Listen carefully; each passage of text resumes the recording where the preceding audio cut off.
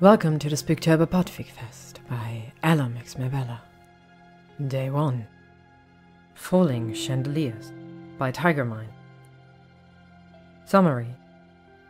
The Malfoy Manor is trying to kill Draco and Hermione. Or is it? Are there other forces at work? Malfoy, you're under arrest. That's not exactly an incentive for me to rescue you, is it? I don't need you to rescue me from your murderous house. I just need you to stay exactly where you are until I can get out of this. Draco rolled his eyes. Hermione Granger was currently floating in front of him as the parlor filled up with water. Draco watched from the weed-ridden terrace as the water rose up against the window. Granger was glaring daggers at him from 3 feet up, pressed against the glass. She had at least 6 feet to go before the room would fill up completely, drowning her. She kicked at the glass, but not even a crack appeared. While treading water, she called, "Is this bulletproof glass?" Draco shifted his weight. "I'm not sure what that is, but the windows are charmed to withstand most curses.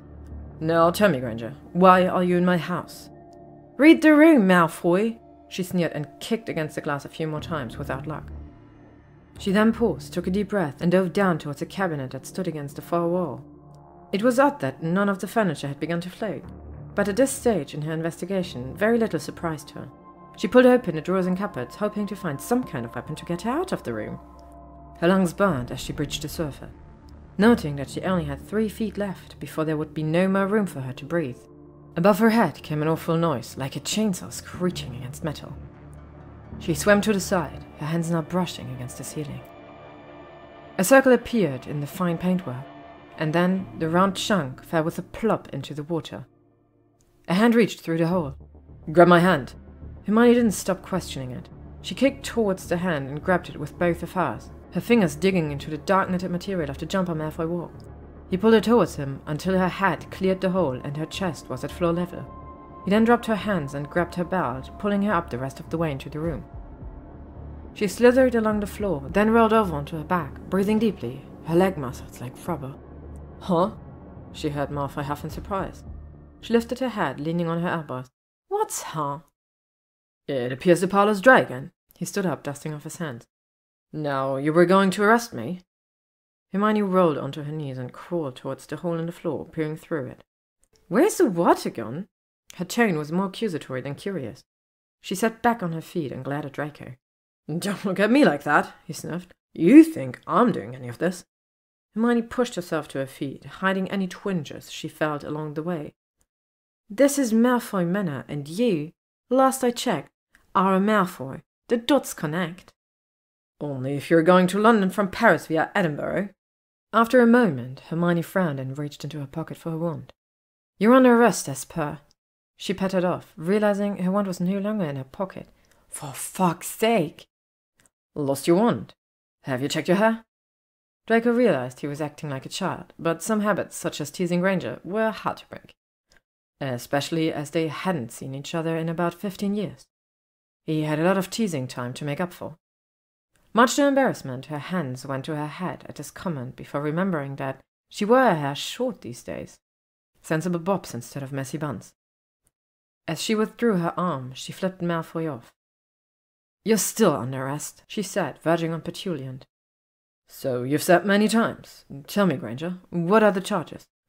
"Attempted murder, absconsion of trial, dereliction of duty, evading authorities, not reporting dangerous magical objects, and owning a sentient murderous house." "You forgot tax evasion," he added flippantly. "And I didn't flew my mother last month." "Don't mug me, I'm an officer of the law." "You're a joke, that is what you are. That entire list of charges is utter nonsense. Now, what are you really doing in my house?" Hermione glared at him as she tried wringing her clothes dry, seeing as how he wasn't going to assist her with a drying charm. Before she had gathered her thoughts to respond, the chandeliers hanging above them suddenly crashed to the floor, missing her by less than an inch. The crystal reflectors shattered, flinging shards towards her body. Hermione felt the sting of a nick in her jaw. Hands grabbed her shoulders, pulling her to her feet and dragging her out of the room. "Merlin's bollocks!" Draco exclaimed, as they hit the far wall of the passage in their momentum. "Run!" He pushed her ahead of him. "Where to?" she gasped. "Up the stairs!" She stopped suddenly, Draco colliding with her back. Granger, if this house doesn't kill you, I will. No, not upstairs. Down to the front door, she argued. Everyone who's ever watched a horror movie knows that. Draco frowned and pinched his lips in thought. He grabbed her hand and veered right towards the stairs leading down into the entrance hall. He was stomping down the stairs in their haste when Hermione tripped and fell against Draco, causing him to tumble the rest of the way down. Bruised and dazed from the fall, but spurred on by adrenaline-fueled terror, they pushed themselves to their feet. What on earth was that?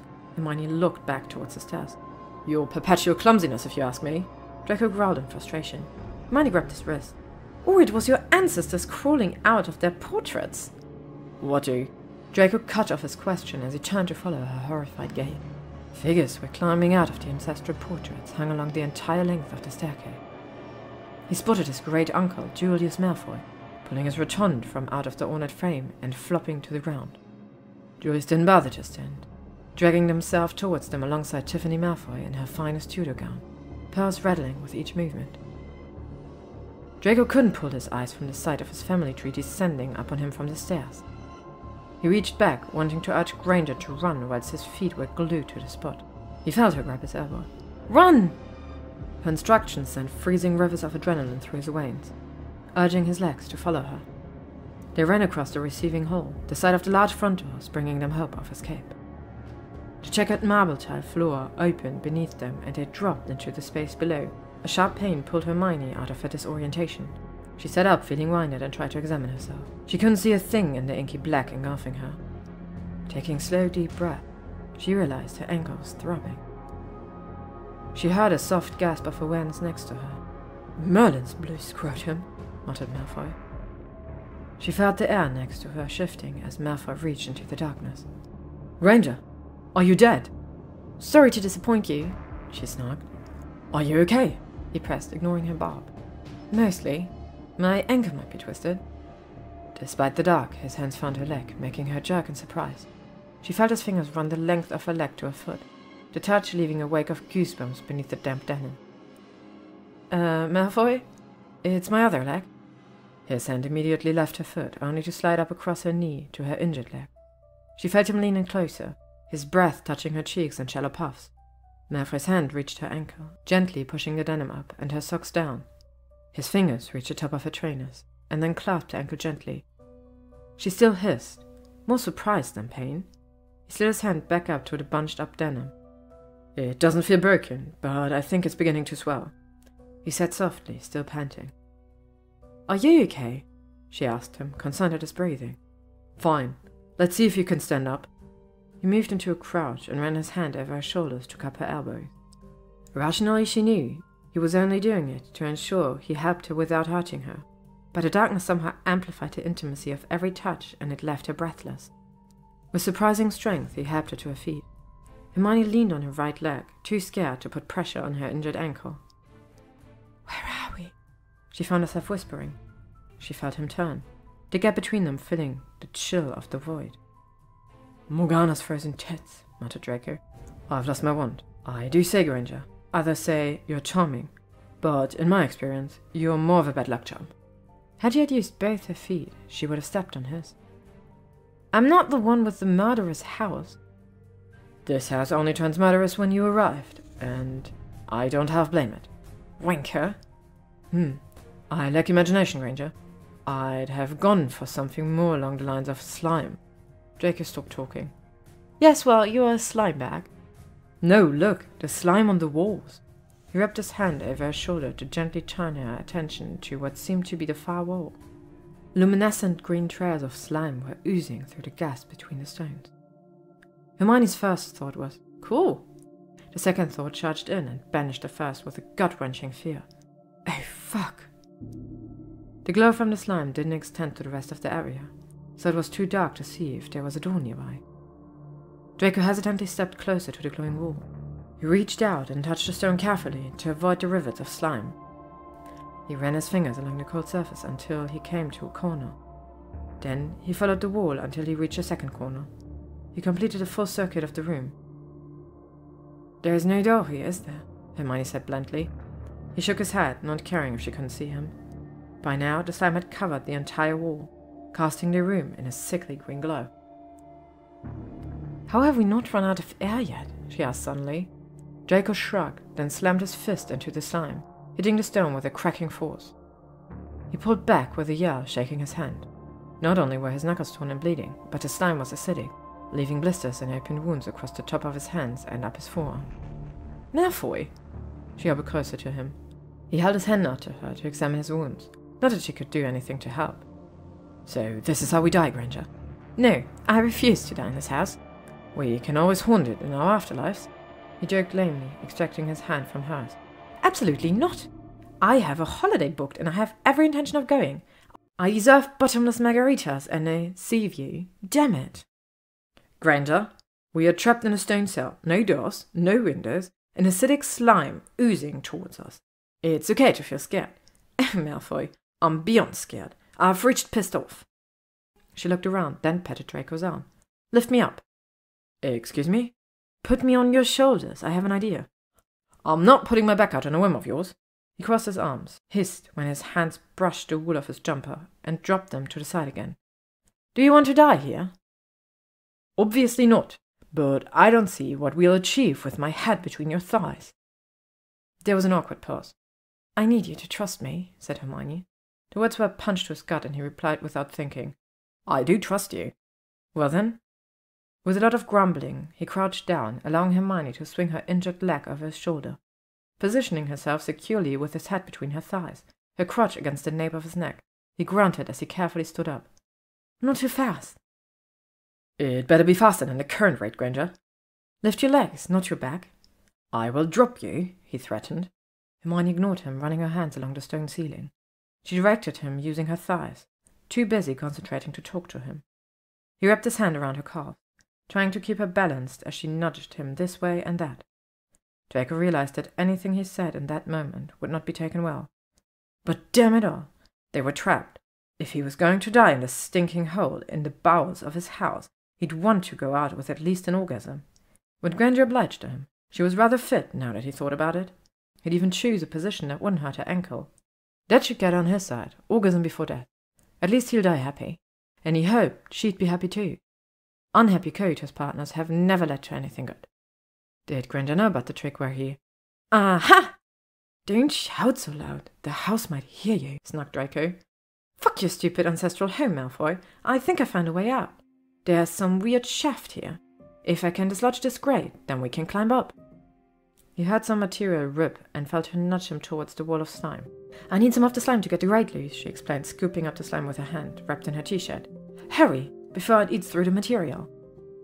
Draco's back twinged in protest, but he scuttled back to the location of the grate, and soon he heard the screeching of rusted metal parts grinding against each other.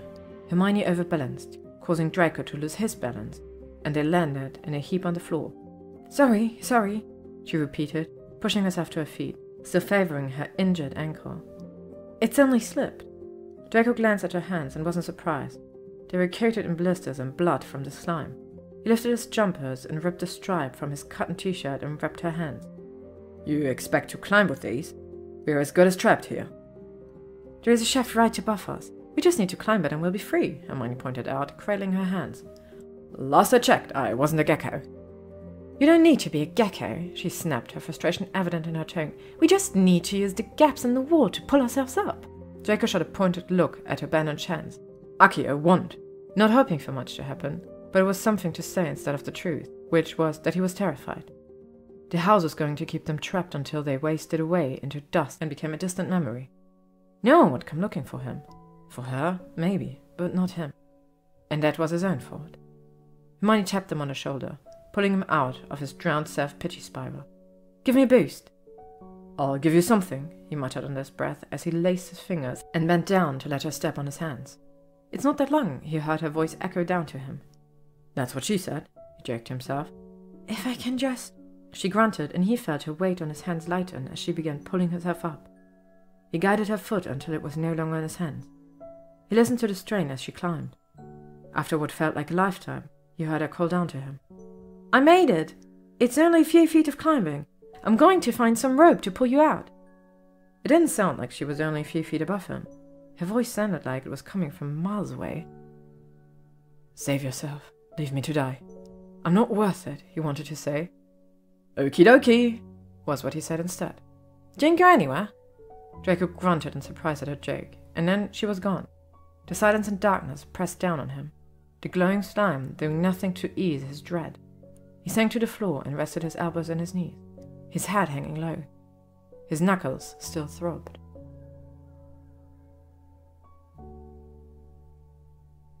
Hermione Granger was not coming back to save him.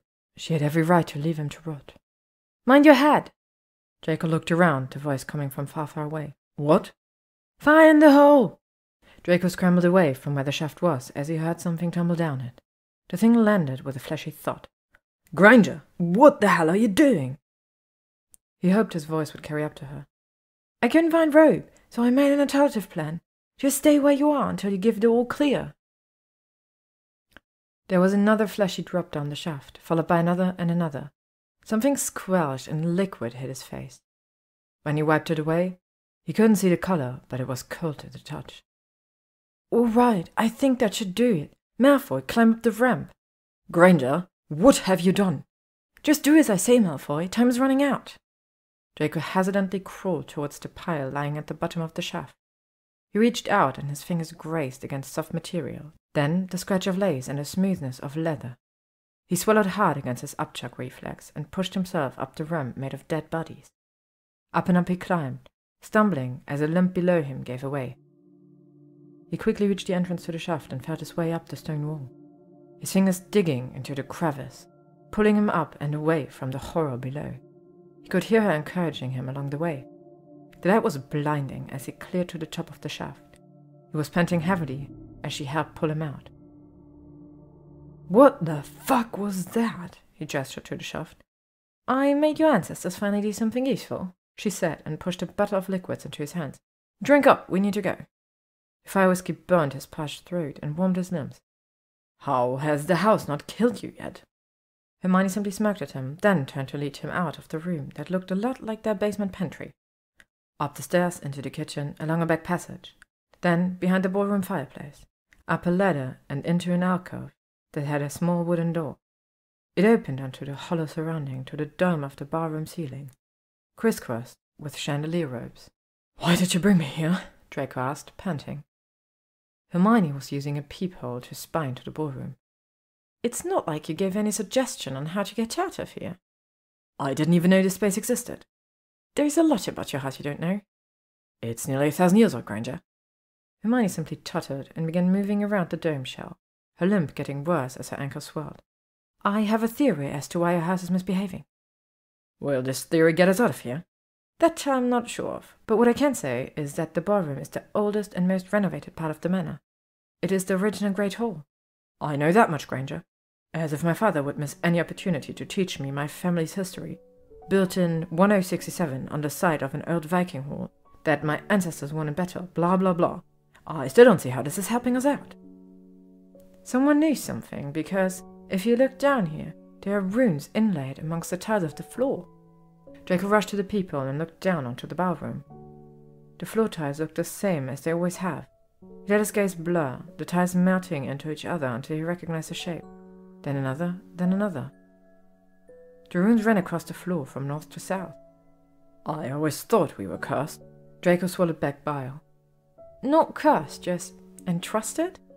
We've got a sacred relic buried in the foundations. No one thought to tell me about it. I can't be entrusted with something that I don't know about, Granger. Hermione hobbled until she was next to him. Look, my original plan was to use the chandelier ropes to upsell out the windows and down the side of the building. But then I saw the runes, and I thought, you may know about it. The look he gave her was thunderous. I need my wand. You're not actually going to go into the ballroom. We're safer here. Just help me collect the ropes and we can use this hatch to the roof to get out, urged Hermione. I need to know what the fuck is going on here, Granger. And running away is not going to help, is it? Draco's outburst left him panting for breath. We're not going to solve this if we die, she countered just as loudly. We're wandless, defenseless, injured, and exhausted. Plus, my jeans are starting to seriously chafe my thighs. We get out and then we come back and solve this, okay? He gave her a steely look, then ran off, back to the way they had come. At the bottom of the ladder, right next to the fireplace, He pushed at the bricks, trying to find some hidden lever that would give him access to the ballroom. All the receiving rooms in the manor had hidden doors and passageways for the script servants to go to and from without being seen. Architectural hangovers from when the manor was a castle to be defended through hiding the women and children whilst the men did the fighting. Draco then moved his attention to the inner wall, feeling his way in the gloom. As he took another step, his elbow caught on a metal lever. He didn't want to move at first, but his persistent wiggling finally broke some of the rust free and the door swung inward so suddenly it hit him in the face. He stumbled back in shocked surprise, then barreled forward through the doorway, fueled by indignant rage at this point. Draco slid slightly on the slick marble-tiled floor of the barroom, eyes on the center of the floor where he had seen the runes. The massive rock crystal chandelier, usually measuring 6 meters from top to bottom and 3 meters across, crashed into the floor in front of him. "Granger!" he shouted at the ceiling. "It wasn't me!" He turned and saw her behind him, just coming through the doorway he had opened. He turned, kicking aside the shards of crystal littering on the floor in frustration. "Stop dropping light fittings on me!" he yelled at the house. The house replied by exploding the windows along the south wall of the ballroom, forcing Draco to the floor. "We're close!" he heard Granger shout behind him. "To what? Our deaths?" he shouted back. "To something he doesn't want us to find."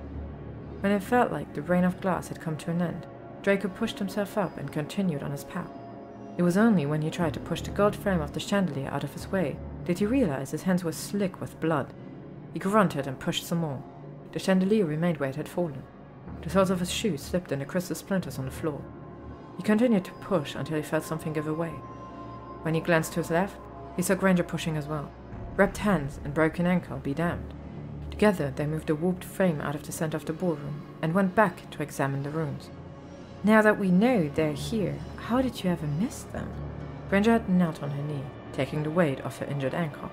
Draco shrugged and knelt across from her, ignoring the way the glass and crystal cut through his trousers and into the skin of his knee. "When the Malfoy hosts the ball, Granger, one isn't looking at the floor. But I suppose a wallflower like you—" "Oh, stop it!" she cut him off. "We're past juvenile insults." Sport, he joked as he tried to make out what the runes were really saying. He slid backwards, then across to next to Granger, realizing he had been reading them upside down. He left a smear of blood on the marble as he moved. "I'm no expert," Granger began, holding up her index finger as a sign for him to keep any smart-ass comment he was about to make to himself. "But these stars actually look Roman." She sat back on her heels, winced and turned her legs to stretch out in front of her instead. Like they were laid in the Roman era, then just hidden in renovations each time the house was updated. But why would we have runes from later in history? Wait, these aren't Scandinavian runes. I think maybe Feather? That explained why we can't really read them, but to be part of a Roman mosaic? Hermione shook her head as if trying to shake the answer out of the complex filing system that was her memory. Draco imagined her mind being a massive room of neatly organized filing drawers with papers flying all over the room as she spoke, the answer floating somewhere amongst the nonsense. He looked down and noticed a tiny trail of blood escaping from his torn knee and ran along an invisible path along the runes, turning gold as it touched each letter, then being absorbed by the tile. "Did you see that?" he asked Granger. "See what?" "My blood. It's doing something odd." She turned her attention to where he knelt, but it seemed the blood had decided to stop flowing. He punched the floor in frustration, reopening the wounds on his knuckles and letting the blood drip onto the floor in front of Granger. She frowned and copied him. The blood from her hands turned silver when it touched the runes, which would have been fine if the room hadn't started to shake as soon as her blood had been absorbed by the floor. A ghostly zombie filtered up through the floor. "The heirs have appeared," he wheezed as his throat seemed to have been torn out in life, and the effects thereof had followed him into the afterlife. His body was merely skin pulled taut over bones, and the materials he wore hung in waves like an ancient toga. His scalp was bare except for little patches of hair between exposed skull. His lips had curled back against his teeth. A truly ghoulish sight. "Heir," corrected Draco. "Only one Malfoy here." The ghost squinted at him. "No menace, this one." "I beg your pardon?" Draco started, getting annoyed at the ghost, who spoke over his objection. "Sassy, your binds may rest now. The heirs are here to set the magic free." "Sassy?" Hermione gave a wide-eyed look at Malfoy, who shrugged in response. "Morgana, sleep easy. Merlin, rest your soul. The heirs have come to right the wrongs and set the magic back on course. The ghost continues to prattle on, intoning as if in prayer. Draco leaned closer to Hermione and whispered, "If we slowly back away, he may not notice." She shushed him gently. "Shh, I want to see what happens." As the ghost continued in his long-winded praise of various historical figures, a woman appeared in the far corner of the ballroom. She slowly walked towards them. Her hair was like smoke, floating around her head, not attached, but not dissipating. She was covered in a black oil that looked like a glittering ocean against the midnight sky that was her skin. She walked over the piercing floor, but did not bleed. The ghost turned as he was speaking, then choked on his tongue at the sight of her. "I did not call for you, Morrigan," he sneered. She dismissed him with a wave of her hand, his ghostly form exploding into a shower of fleshy drops that coated the far wall of the room, as well as the two sitting on the barroom floor. Draco and Hermione gasped on the rotting smell that invaded the room. The Morrigan stopped less than a foot from them, and leaned down to closely inspect the pair. She snorted. "The heirs keep getting more and more disappointing with each generation." "As to whom?" Hermione asked. "The magic, of course. The stack and the huntress. The very balance of nature. The huntress can take and give life. The stack protects and attacks. The two must be in balance for the magic to be in balance." Hermione half laughed. "I know you have the wrong people. My Patronus is an otter, and he doesn't have one." "It's a stag," muttered Draco. She turned to him. "You produced a Patronus?" "Once. It was a stag." "That still gets me off the hook." The Morrigan pointed at her. "You are the huntress. I see your talisman." "My aura badge? That's not... I'm an officer of the law, not some bounty-hunting snatcher." "My huntress and my stag finally together again. You must perform the hunt. The magic demands it." "Well, the magic can kiss my art." Tires on the floor rattled like 1,000 teeth. Hermione bit her lip. "I'm not shagging Granger, and I'm not shagging Malfoy." "You shall hunt and kill and sacrifice and eat. Shagging is not part of this ritual." The Morrigan manipulated her lips oddly over the words, as if they were a foreign language to her. She pointed at Draco, and in a whirl of gold sparks, he's been turned into a magnificent white stag. He leapt around in shock, kicking out his back legs. The doors to the ballroom terrace flew open, and he charged outside. The Morrigan then turned to Hermione, and in a swirl of silver strands, she was lifted to her feet. Her ankle repaired, a bow appeared in her hand with a quiver slung along her back. Her hair grew out into a bush of wild curls, and a dangerous-looking dagger appeared at her head. "Go catch him," said the Morrigan, and disappeared with a thunderclap. Thank you for listening to today's day of the Spooktober Podfic Fest. This story was written by Tygermine. Thank you all for listening, and stay tuned for more spooky content. If you would like to stay up to date on upcoming stories, you can follow me on AO3, YouTube, Instagram or Tumblr.